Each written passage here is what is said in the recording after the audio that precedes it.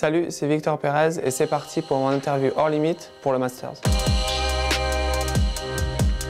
C'est le plus beau des tournois, le Masters? Je dirais que c'est le plus beau des tournois, sauf quand le British Open est à Saint-Andrews. Ça te faisait rêver quand t'étais petit? Oui, forcément. C'est le tournoi qui est joué sur le même parcours, à la même date. C'est toujours une occasion qu'on note sur le calendrier parce qu'on va forcément le regarder. Et c'est vrai que là, ça va être la première année où je vais pouvoir le jouer, donc forcément quelque chose de très spécial. Qu'est-ce qui te plaît dans ce tournoi? C'est un tournoi très spécial, c'est privé, c'est difficile d'avoir des tickets, même pour les gens d'y aller. Ils ont vraiment créé cette exclusivité qui rend le tournoi et le moment très spécial, je pense. T'as ressenti quoi quand t'as reçu l'invitation? C'est une sensation qui est toujours agréable en début d'année, qui lance bien l'année. Quel moment t'a le plus marqué dans l'histoire du Masters? C'est vrai que l'année dernière, c'était quand même très spécial avec le retour de Tiger et sa première victoire en majeur depuis 2008. Mais après, je pense que ça va être probablement le chip qui rentre en 2005 ou 2006 qui reste, à mon avis, un des plus grands coups jamais joués à Augusta. Il est derrière le green et après, il chip en utilisant la pente et elle revient. La balle qui reste en suspens sur le trou, qui rentre. Je pense que c'est un moment dans la situation qui restera gravé dans l'histoire du Masters.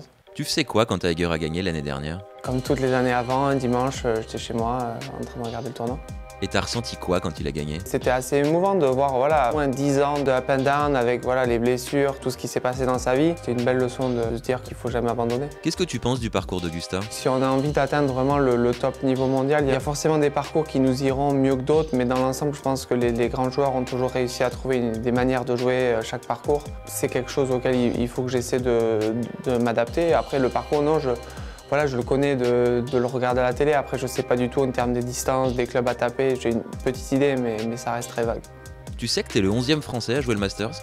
Non, ça je savais pas. J'ai vraiment pas envie de faire une petite fixette. Jouer le tournoi, être content d'être là et me préparer de la meilleure façon possible et après d'essayer de faire une bonne performance. C'est quoi ton objectif cette semaine? J'ai rarement d'objectifs de résultats. Peut-être que je vais faire une super semaine et finir 50e, peut-être que je vais finir une super semaine et finir dans les premiers. Ce que j'ai surtout envie de faire, c'est de bien me préparer, de faire au mieux et de voir comment le tournoi se déroule.